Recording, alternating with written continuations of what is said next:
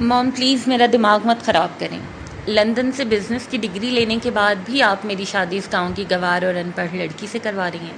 آپ کو اندازہ ہے کہ میری کتنی بے عزتی ہوگی اپنے فرینڈ سرکل میں. حشام خان زادہ نے غصے سے چلاتے ہوئے کمرے میں رکھی کرسی کو ٹھوکر ماری. بیگم زویا صوفے سے اٹھ کر اس کے سامنے آ کر کھڑی ہوئی. ان کے چہرے پر سختی تھی. حشام اپنی زبان کو لگام دو.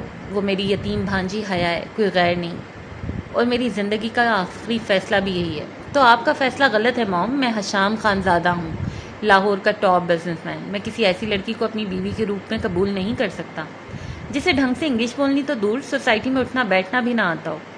وہ پینڈو لڑکی میرے معیار کی نہیں ہے. حشام کی آنکھوں میں نفرت صاف دکھائی دے رہی. معیار کی بات مت کرو حشام.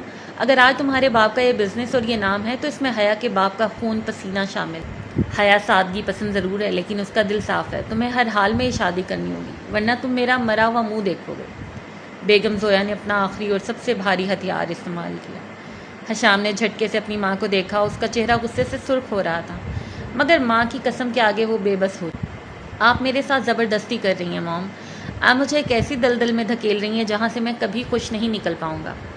شادی کے بعد سب ٹھیک ہو جاتا ہے. اب جاؤ اور تیار ہو جاؤ، نکاح کا وقت ہو رہا ہے، بیگم زویا نے سرد لہجے میں کہا اور کمرے سے باہر نکل گئی، حشام کو اس کے غصے کے ساتھ اکیلا چھوڑ کر. تھوڑی دیر بعد نکاح کی محفل سج چکی تھی. قاضی صاحب نے جیسے ہی حشام سے پوچھا، حشام خانزادہ ولد اسلم خانزادہ، کیا آپ کو حیا بی بی بنت اسرار احمد اپنے نکاح میں قبول ہیں؟ پورے مجمع میں خاموشی چھا گئی. حشام نے ایک گہرا سانس لیا. اس نے مٹھیاں بھینچ لی اور اس نے اپنے سامنے رکھے نکاح نامے پر انتہائی نفرت سے پین چلاتے ہوئے دستخط کیے. قبول ہے، اس نے اتنی سردی سے کہا کہ جیسے لفظ نہیں برف پگھلی ہو. ادھر پردے کے پیچھے بیٹھی حیا کے چہرے پر روایتی دلہن والا کوئی خوف یا آنسو نہیں تھا بلکہ اس کی نظریں نکاح نامے پر جمی تھیں اور اس کے لبوں پر ایک مبہم سی مسکراہٹ تھی. نکاح مکمل ہوتے ہی حشام ایک پل بھی وہاں نہیں رکا. وہ اپنے دل میں ایک ہولناک عہد کر چکا تھا. وہ ایک بزنس مین تھا. وہ اس گوار لڑکی کو کبھی بیوی کا درجہ نہیں دے گا اور اسے اپنی زندگی میں شامل کرنے کی قیمت ضرور وصول کرے گا. شادی کے بڑے سے کمرے میں حیا لال رنگ کے بھاری روسی جوڑے میں بیٹھی، سر پر لمبا گھونگھٹ نکالے کھڑی تھی. کمرے میں عطر کی خوشبو پھیلی ہوئی تھی مگر فضا میں ایک عجیب سا تناؤ تھا. کمرے کا دروازہ زور سے کھلا اور حشام داخل ہوا. اس نے شیروانی کے بٹن غصے سے کھولے اور اپنی گھڑی اتار کر میز پر پٹ دی. اس کی نظر بیڈ پر بیٹھی حیا پر پڑی تو اس کے چہرے پر حقارت کے تاثرات ابھر آئے. سنو تم، حشام کی آواز میں زہر گھلا تھا، اپنے ذہن سے یہ فلمی اور رومانوی فینٹیسی بالکل نکال دینا کہ تم حشام خانزادہ کی بیوی بن کر اس گھر پر راج کرو گے. تم کل بھی ایک دیہاتی گوار تھی اور میرے لیے آج بھی وہی ہو. حیا گھونگھٹ کے پیچھے بالکل ساکت بیٹھی رہی. اس نے نہ تو کوئی جواب دیا اور نہ ہی اس کی طرف سے رونے کی کوئی آواز آئی. وہ خاموشی سے حشام کے مردانہ تکبر کو مزید ٹھیس پہنچا رہی تھی. بول کیوں نہیں رہی ہو؟ کیا زبان بھی پنڈ میں چھوڑ آئی ہو؟ حشام نے تپ کر کہا. میری ماں نے زبردستی میرا نکاح تم سے پڑھوا دیا لیکن وہ میرے دل پر زبردستی نہیں کر سکتی. میری شکل دیکھنے کی امید بھی مت رکھنا. میں اس کمرے میں ایک منٹ بھی نہیں گزار سکتا جہاں تم سانس لو گی. حشام نے الماری سے جھٹکے سے اپنا ایک ٹریک سوٹ ضروری سامان نکالا. میں گھر کے پچھلے حصے میں بنی انیکسی میں شفٹ ہو رہا ہوں. یہ کمرہ تمہارے لیے، یہاں کے لیے سڑتی رہو. اور ہاں، کل صبح میرے سامنے آنے کی کوشش بھی مت کرنا. وہ تیزی سے مڑا اور کمرے کا دروازہ اتنے زور سے بند کیا کہ پوری دیوار ہل کر رہ گئی. جیسے ہی دروازہ بند ہونے کی آواز آئی، حیا نے اپنے دونوں ہاتھوں سے آہستہ سے اپنا بھاری گھونگھٹ الٹ دیا. اس کے چہرے پر نہ تو کوئی آنسو تھا نہ کوئی صدمہ. اس کی بڑی بڑی خوبصورت آنکھوں میں ایک عجیب سی چمک اور اعتماد تھا. وہ بیڈ سے اٹھی. اس نے آئینے میں اپنے سجے ہوئے چہرے کو دیکھا اور ایک گہرا سانس لے کر مسکرائی.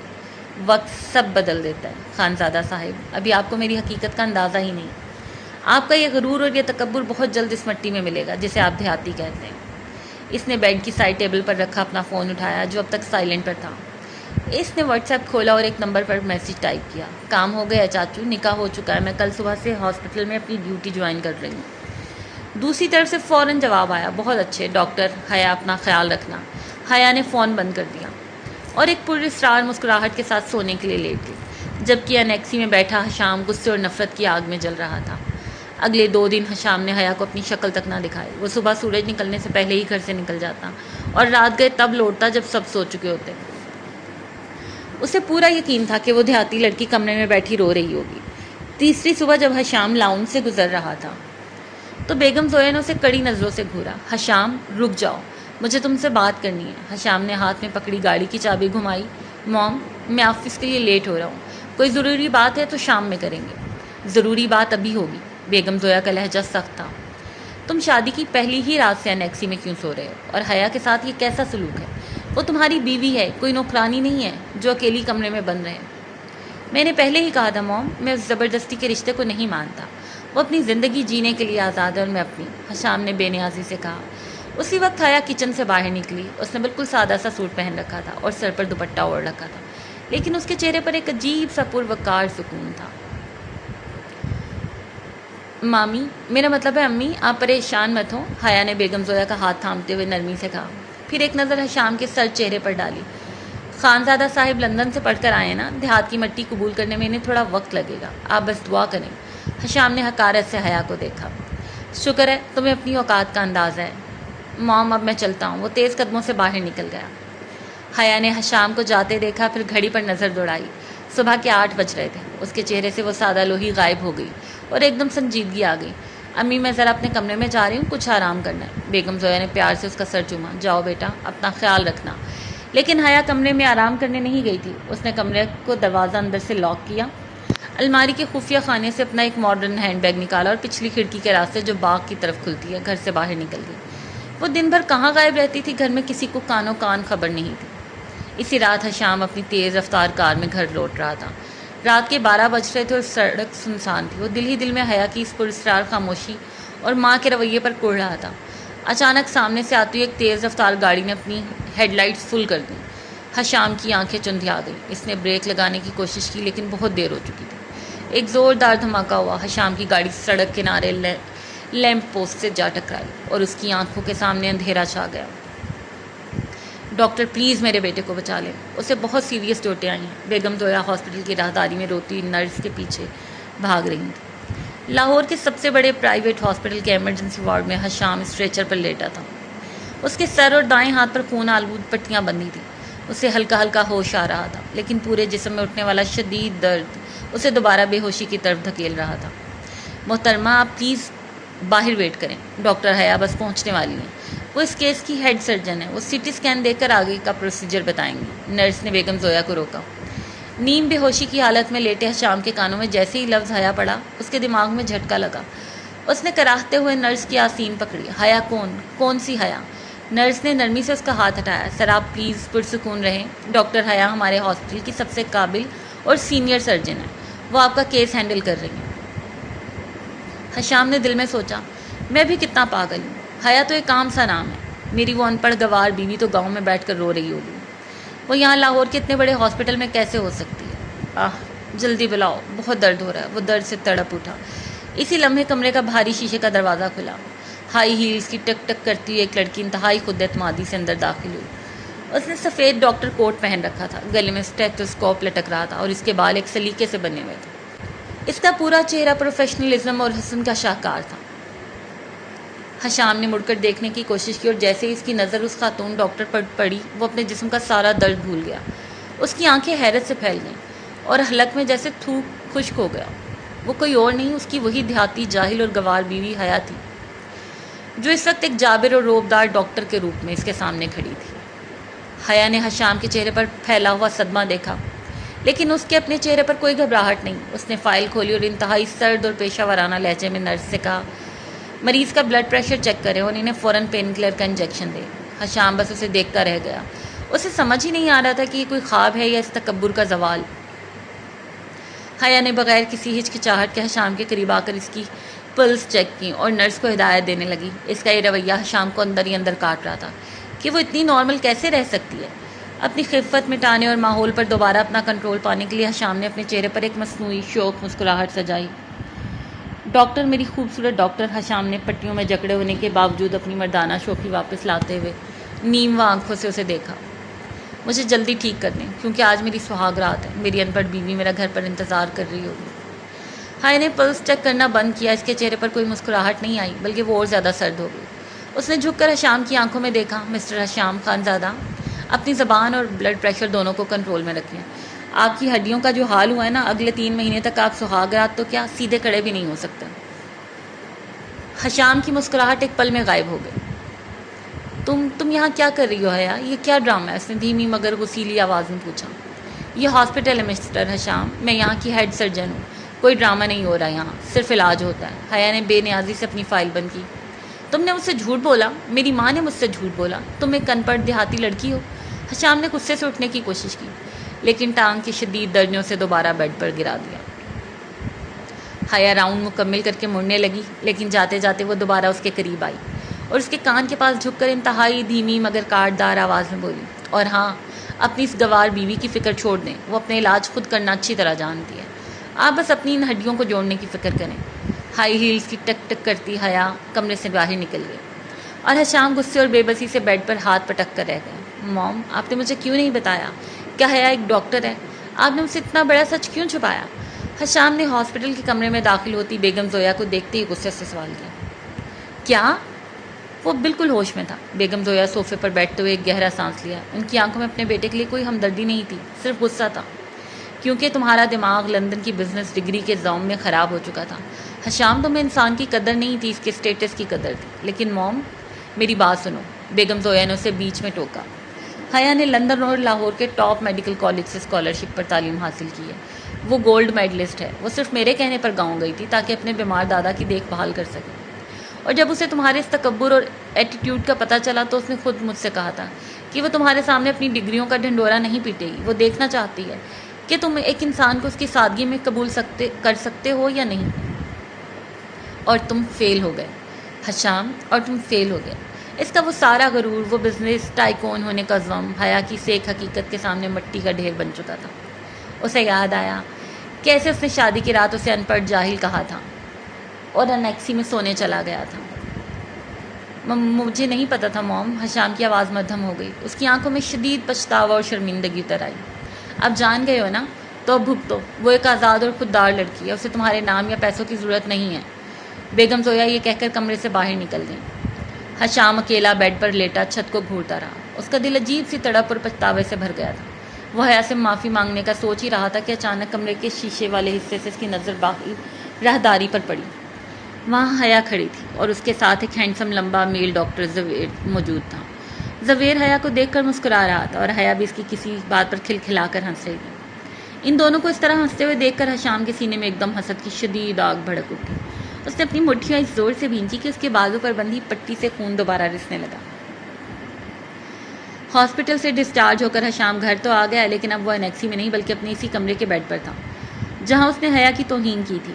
وہ وہیں بیڈ ریسٹ پر تھا اور حیا ایک پروفیشنل ڈاکٹر کے طور پر اس کی پٹیاں بدلنے اور دوائی دینے کے کام کر رہی تھی، لیکن اس کا رویہ بالکل روبوٹ جیسا ہوتا۔ وہ حشام کو کوئی لفٹ نہیں کروا رہی تھی۔ حیا پلیز 1 منٹ میری بات سنو۔ حشام نے حیا کا ہاتھ تھامنے کی کوشش کی جو اس وقت اس کی ٹانگ کا معائنہ کر رہی تھی۔ حیا نے پھرتی سے اپنا ہاتھ پیچھے کھینچا اور سرد نظروں سے اسے دیکھا۔ مسٹر حشام، میں یہاں آپ کی ڈاکٹر کی حیثیت سے کھڑی ہوں، مجھے آپ کا معائنہ کرنے دیں اور اپنے ہاتھ اپنی حد تک رکھیں۔ حیا، مجھے معاف کر دو حیا۔ حشام کی آواز میں پہلی بار عاجزی اور تڑپ تھی۔ میں واقعی شرمندہ ہوں، مجھے اپنی غلطی کا احساس ہو گیا ہے۔ میں نے جو کچھ کہا وہ میرا تکبر تھا، لیکن میں سچے دل سے تم سے معافی مانگتا ہوں۔ حیا کے لبوں پر ایک طنزیہ مسکراہٹ آ گئی۔ معافی؟ کس بات کی معافی؟ خانزادہ صاحب، کیا اس بات کی کہ میں ان پڑھ نہیں ہوں؟ اگر میں سچ میں ایک ان پڑھ دیہاتی لڑکی ہوتی تو کیا آپ مجھ سے معافی کے قابل سمجھتے؟ دوا کا وقت ہو گیا، اسے کھائیں اور سو جائیں، جذباتی باتیں کرنے سے آپ کی ٹانگ جلدی نہیں جڑے گی۔ حشام حیا کی اس بے رخی پر تلملا گیا۔ اسی وقت حیا کا فون بج اٹھا۔ اس نے اسکرین دیکھی اور کمرے کے کونے میں جا کر دھیمی آواز میں بات کرنے لگی۔ حشام کے کان کھڑے ہو گئے۔ جی ڈاکٹر زویر، ہاں میں نے رپورٹس دیکھ لی ہیں، آپ پریشان نہ ہوں، میں کل صبح ہاسپٹل آ کر خود اس کیس کو ڈیل کروں گی۔ Thanks for calling. حیا نے فون بند کیا۔ حشام کے سینے میں حسد کا طوفان اٹھ کھڑا ہوا۔ تم اس زویر نام کے ڈاکٹر سے اتنی لمبی باتیں کیوں کرتی ہو؟ اور وہ ہاسپٹل میں بھی تمہارے اتنا قریب ہونے کی کوشش کیوں کر رہا تھا؟ اس نے تب کر پوچھا۔ حیا نے اپنا ہینڈ بیگ اٹھایا اور دروازے کی طرف بڑھتے ہوئے مڑ کر دیکھا۔ وہ میرا کلیگ ہے اور ایک بہترین انسان ہے، اور سب سے بڑی بات، اسے کسی کی اسٹیٹس سے کوئی مسئلہ نہیں ہے۔ وہ دروازہ بند کر کے چلی گئی اور حشام حسد کی آگ میں جلتا رہ گیا۔ حشام بیڈ پر لیٹا تھا لیکن اسے نیند نہیں آ رہی تھی۔ رات کے 2 بج رہے تھے۔ اچانک اسے گھر کے دالان میں کسی گاڑی کے سٹارٹ ہونے کی آواز آئی۔ اس نے کھڑکی سے باہر جھانکا۔ حیا اپنی کار لے کر اکیلی رات کے اس پہر گھر سے باہر جا رہی تھی۔ اس وقت یہ کہاں جا رہی ہے؟ حشام نے لنگڑاتے ہوئے اٹھنے کی کوشش کی، لیکن شدید درد کی وجہ سے دوبارہ بیڈ پر گر گیا۔ وہ بے بس ہو کر رہ گیا۔ تقریباً 2 گھنٹے کے بعد رات کے 4 بجے کمرے کا دروازہ آہستہ سے کھلا۔ حیا اندر داخل ہوئی۔ اس کا حلیہ بکھرا ہوا تھا، بال چہرے پر آ رہے تھے اور اس کی آنکھیں سرخ تھیں جیسے وہ بہت روئی ہو۔ اس کے ہاتھ کانپ رہے تھے اور وہ شدید خوف زدہ لگ رہی تھی۔ حشام جو جاگ رہا تھا فوراً اٹھ کر بیٹھ گیا۔ حیا، تم رات کے اس پہر کہاں گئی تھی اور تمہاری یہ حالت کیسے ہوئی؟ تم رو کیوں رہی ہو؟ مجھے بتاؤ، میں تمہارا شوہر ہوں۔ حیا نے چونک کر حشام کو دیکھا۔ اس کی آنکھوں میں خوف کے ساتھ ساتھ ایک پرانا زخم ابھر آیا۔ شوہر؟ اس نے لرزتی آواز میں کہا۔ پھر اپنے جذبات پر قابو پاتے ہوئے اس کا لہجہ سخت ہو گیا۔ وہ شوہر جو مجھے اپنے دوستوں میں لانے سے شرماتا تھا، جو مجھے گوار سمجھتا تھا۔ آپ کو میری فکر کرنے کی ضرورت نہیں ہے، میں اپنی لائف خود ہینڈل کر سکتی ہوں۔ حیا، میں تمہاری حفاظت کرنا چاہتا ہوں، مجھے بتاؤ کیا بات ہے۔ مجھے کسی کی حفاظت کی ضرورت نہیں ہے، حیا نے کہا اور اپنے کپڑے لے کر واش روم میں بند ہو گئی، جہاں سے اس کی سسکیاں لینے کی دھیمی آواز آ رہی تھی۔ حشام کا دل پھٹ رہا تھا۔ اسے اندازہ ہو گیا تھا کہ حیا کسی بہت بڑی مصیبت میں ہے، لیکن اس کا غرور اسے حشام سے مدد مانگنے نہیں دے رہا۔ اگلی صبح حیا ہاسپٹل جانے کے لیے جلدی میں اپنا بیگ روم میں ہی بھول گئی۔ حشام بیڈ سے اترا اور لنگڑاتا ہوا اس کے بیگ کے پاس پہنچا۔ جیسے ہی اس نے بیگ اٹھایا، اس میں سے ایک کاغذ نیچے گرا۔ حشام نے وہ کاغذ اٹھا کر دیکھا۔ وہ ایک میڈیکل رپورٹ تھی جس پر کسی اسرار خان کا نام لکھا تھا اور اس کے ساتھ ہی ایک ہاتھ سے لکھا ہوا دھمکی آمیز خط تھا۔ ڈاکٹر حیا، اگر تم نے چپ چاپ ہاسپٹل کے خفیہ وارڈ میں اس کا علاج نہ کیا تو تمہارا یہ سچ سب کے سامنے آ جائے گا اور تمہاری فیملی سے کوئی زندہ نہیں بچے گا۔ تمہارا وقت شروع ہو چکا ہے۔ خط پڑھتے ہی حشام کے پیروں تلے سے زمین نکل گئی۔ حیا کا ماضی کسی خطرناک کھیل سے جڑا تھا اور اب وہ اکیلی اس آگ میں کود چکی تھی۔ تم نے مجھے اپنے قابل نہیں سمجھا نا حیا، لیکن میں ثابت کروں گا کہ میں تمہارا محافظ بن سکتا ہوں۔ حشام نے اپنے کمپیوٹر پر گینگسٹر اسرار خان کا نام سرچ کیا اور اپنے بزنس اور پولیس کے اثر و رسوخ کو استعمال کرتے فوراً سٹی ایس پی کو کال ملائی۔ ٹانگ کے شدید درد کے باوجود حشام لنگڑاتا ہوا ہاسپٹل پہنچا۔ وہ سیدھا ہاسپٹل کے اس پرانے اور خفیہ ونگ کی طرف بڑھا جہاں سیکیورٹی گارڈ غائب تھے۔ جیسے ہی وہ ہاسپٹل کے اس لاوارث کمرے کے باہر پہنچا، اسے اندر سے حیا کی رونے کی آواز آئی۔ میں نے تمہارے بھائی کی گولی نکال دی ہے اسرار خان، اب وہ خطرے سے باہر ہے، پلیز میری مامی اور میری فیملی کو چھوڑ دو۔ حیا گینگسٹر کے سامنے کھڑی گڑ گڑا رہی تھی جبکہ 2 مسلح آدمی اس پر گن تانے کھڑے تھے۔ اسرار خان نے صفاقی سے ہنستے ہوئے گن حیا کی پیشانی پر رکھ دی۔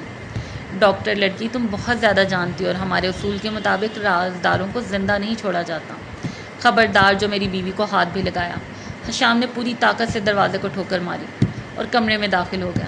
اس کے چہرے پر خوف کا نام و نشان نہیں تھا۔